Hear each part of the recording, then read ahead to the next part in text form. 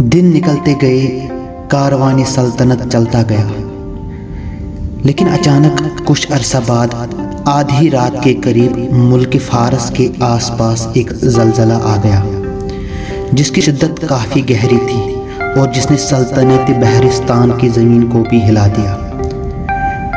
जब सुबह हुई तो बादशाह सलामत हर रोज़ की तरह सूरज तुलू होते ही अपनी मलिका के मकबरे में पहुँचे, जिसका नाम काशे निशान रखा गया था। तो बादशाह सलामत देखते हैं कि मकबरा का ऊपरी गुंबद का हिस्सा टूटकर मलिका हुस्न आरा की कब्र पर गिरा हुआ पड़ा है, जिससे उनकी कब्र का ऊपरी हिस्सा थोड़ा धंस गया। ये मंजर देखकर बादशाह निहायत गुस्सा हो गए और उन्होंने फौरन अपने सिपाही से कहा कि वज़ीर आज़म को मेरे पास बुलाओ। सिपाही जब वज़ीर आज़म के पास पहुँचे तो उन्होंने कहा कि हुजूर, बादशाह सलामत ने आपको तलब किया है और वो निहायत ही ज़्यादा गुस्से में है। जब वज़ीर आज़म बादशाह के पास पहुँचे और पूछा कि बादशाह सलामत हमेशा खुश रहे, क्या बात है? बादशाह बोले कि देख रहे हो वज़ीर आज़म, क्या ये मकबरा निहायत ही तजुर्बाकार और होशियार कारीगरों ने तामीर नहीं किया था? आपने तो कहा था कि ये ताअबद और एक खूबसूरत निशानी बन के रहेगी, तो एक मामूली बोंचाल की वजह से ये सुतून कैसे गिर गए? देख लो जनाब वज़ीर आज़म, देख लो मेरी मलिका मुअज़्ज़म की कब्र का क्या हाल हो गया। ऐसा लग रहा है कि जैसे किसी ने मेरे दिल के 1000 टुकड़े कर लिए। वज़ीर आज़म ने कहा कि बादशाह सलामत, आप मुतमईन हो जाए, मैं अभी इसकी छानबीन करके आपको खबर करता हूँ कि ऐसा कैसे हो गया। गरज जब वज़ीर आज़म ने इसकी तफ्तीश कर ली और पाया कि इस हादसे के ज़िम्मेदार 3 लोगों की गफलत है, जिनमें से एक कारीगर था जिसने मकबरे के लकड़ी का काम की जिम्मेदारी ली थी, एक लोहार जिसने सतूनों के काम का जिम्मा लिया हुआ था, और एक मछुआरा जिसको मकबरे बनाने वाले मजदूरों का सरपरस्त मुंतखब किया गया था। ये बात सुन के बादशाह ने हुक्म दिया कि उन तीनों को मेरे सामने हाजिर करें। गरज जब तीनों मुल्जिमों को बादशाह के दरबार में हाजिर किया गया तो बादशाह ने कहा कि तुम तीनों की गफलत और नाअहली की वजह से मेरे दिल को एक गहरी चोट पहुंची है, और मैं हुक्म देता हूं कि तुम तीनों का सर कलम किया जाए। ये सुन के तीनों मुल्जिम चौंक कर रह गए और बोले कि बादशाह सलामत, ऊपर वाला गवाह है, हमने अपने काम में कोई कोताही नहीं बरती। हमने तो रात दिन एक करके मकबरे काशे निशान को तामीर किया, लेकिन किसी भी आसमानी आफत से मुकाबला करने में हम लाचार और बेबस हैं, हम पे रहम करें। बादशाह ने कहा कि मेरे मुंह से निकली हुई बात मेरा हुक्म है और बिलाशुबा इस पे अमल किया जाएगा, माफ़ी की कोई गुंजाइश नहीं। अगली सुबह जब मुल्जिमों का सर काटने के लिए दरबार आरास्ता हुआ तो वज़ीर आज़म ने बादशाह से कहा कि हुजूर, मलिका शहजाद निहायत ही रहम दिल और शराफत की एक मिसाल थी। वो अगर ज़िंदा होती तो कभी नहीं चाहती कि वो किसी के मौत का बाइस बन जाए। मुझे लगता है कि आपका ये फैसला मलिका शहजाद की रूह को तकलीफ पहुंचा सकती है। तीनों मुल्जिमों ने बादशाह से कहा कि बादशाह सलामत, आपको अपनी मरहूम शहजादी का वास्ता हम पे रहम करे और हमें एक मौका दे। वज़ीर आज़म ने भी बादशाह से कहा कि हुजूर, मेरा मशवरा है कि आप कुदरत की आफत के मारे ये 3 मुल्जिम जिनको आप मौत के हवाले करने वाले हैं, आपको इन्हें एक मौका देना चाहिए। जल्लाद मुल्जिमों की गर्दनों पे तलवार चलाने ही वाला था कि बादशाह ने उसे रोक लिया और कहा कि मैं कुदरत की आफत से बनने वाले इन तीनों मुल्जिमों को एक मौका देना चाहता हूँ, लेकिन अपनी सच्चाई और महारत और मौत की सज़ा से बचने के लिए इन तीनों मुल्जिमों को एक शर्त पूरी करनी पड़ेगी। वज़ीर ने बादशाह से पूछा, कैसी शर्त? बादशाह सलामत बोले कि इस लोहार को एक मछली बनानी पड़ेगी जो बिल्कुल एक असली मछली की तरह पानी में तैर सकती हो, बिल्कुल मालूम ना हो कि मछली असली है या नकली।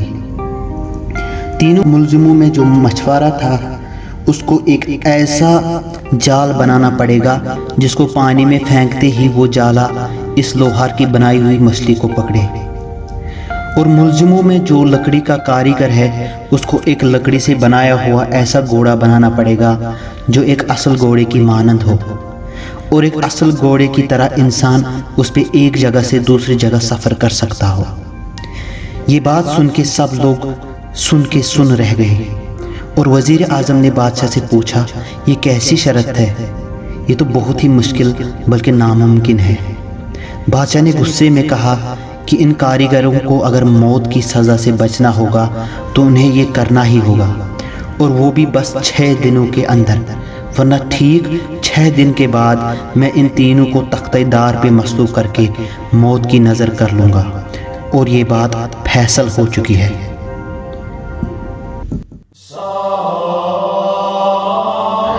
تینوں ملزموں میں جو لوہار اور مچھوارا تھا، ان دونوں نے ایک دوسرے کے ساتھ مل کر ایک مصنوعی مچھلی اور جالا بنا لیا، اور بڑی ہی عقل مندی کے ساتھ مچھوارے نے اپنے جالے میں تھوڑا سا لوہا جھونک کر اس میں دھاگے کی مدد سے بند کر دیا۔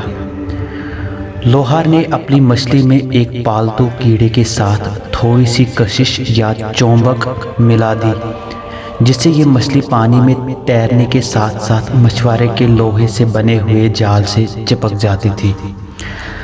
غرض یہ دونوں بادشاہ کی دی ہوئی شرط کا حل نکالنے میں کامیاب ہو گئے، اور ادھر جو تیسرا ملزم کاریگر تھا اس نے بھی اپنے ہنر کی بدولت ایک لکڑی سے بنایا ہوا گھوڑا بنا دیا، جو دکھنے میں بالکل ایک اصلی گھوڑے کی طرح لگ رہا تھا۔ لیکن بہت ساری کوششوں کے باوجود بھی اس لکڑی کے کاریگر کے دماغ میں کوئی ایسی تدبیر نہ آئی جس سے یہ گھوڑا کوئی حرکت کر سکتا۔ غرض اس کو معلوم ہوا کہ یہ کام دراصل ناممکن ہے۔ لگاتار 5 دنوں تک سوچتے کوئی بھی تدبیر راست نہ آئی۔ اس کاریگر نے سمجھ لیا کل صبح سورج طلوع ہوتے ہی ان کی موت انتظار کر رہی ہوگی۔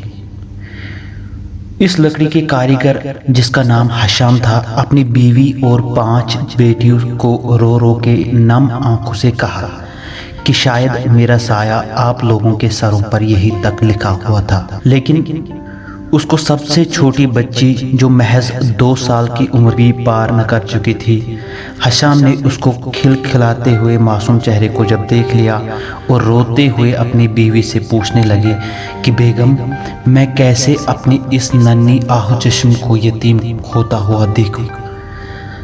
غرض پوری رات رونے کے بعد موت کی صبح ہونے والی تھی، اور حشام کی زندگی کا آخری سورج بس چڑھنے ہی والا تھا کہ حشام اپنا گھر چھوڑ کے تنہائی میں اپنے گناہوں کی توبہ کرنے لگے۔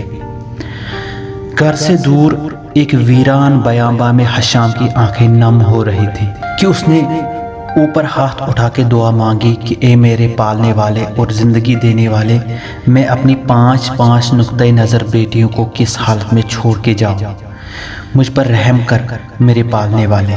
اسی کیفیت کی اور رنج و غم کی حالت میں ان کی آنکھ لگ گئی، اور ان کے خواب میں حضرت خواجہ خضر حشام کی زیارت ہوئی، جنہوں نے حشام کو اس خستہ حالت میں پوچھا کہ فرزند کیوں اتنا اکیلا اور نم آنکھوں میں بیٹھا ہوا ہے؟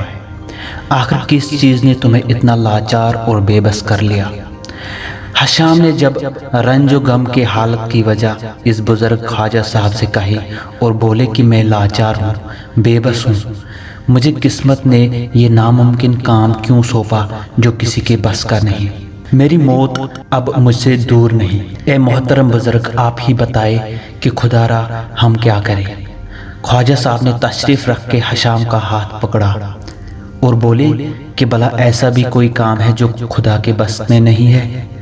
لو یہ داغا لو اور یہ خدا کی ایک دی ہوئی امانت سمجھو۔ اپنے گھوڑے کو جو تم نے لکڑی سے بنایا ہے، یہ داغا گلے میں باندھنا اور حکم دینا کہ خدا کے حکم سے جس جگہ کا نام بھی دو گے وہ تمہیں آنن فانن پہنچا دے گا۔ یہ گھوڑا انمول ہوگا اور اس کے سامنے پہاڑ چٹانیں بالکل بے بس ہوں گے، کوئی بھی چیز اس کے راستے کو نہیں روک سکتی۔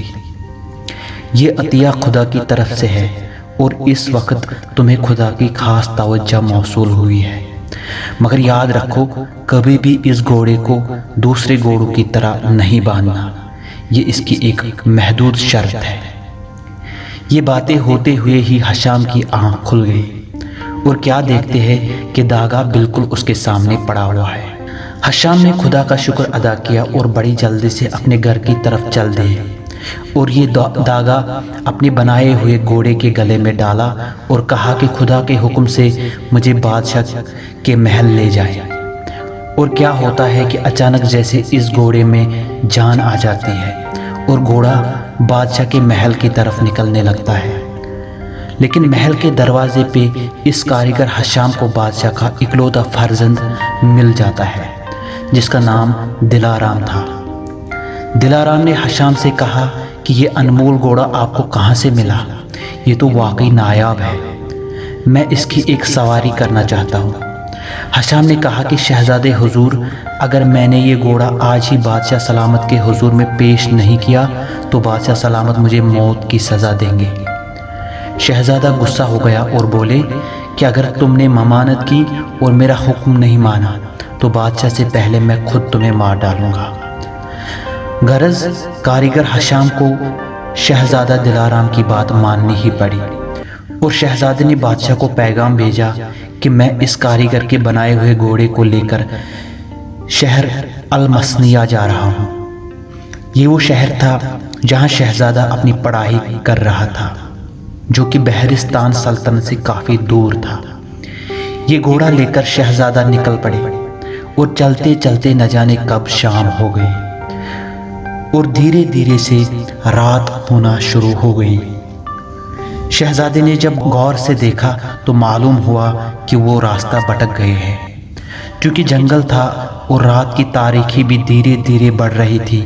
ہر طرف سناٹا چھایا ہوا تھا، بس رات کی ڈراؤنی جنگلی جانوروں کی آوازیں ہواؤں میں گونج رہی تھی۔ شہزادے کو کچھ بھی سمجھ نہیں آ رہا تھا کہ کس طرف جائے، کیسے اس کالی رات کا سامنا کیا جائے۔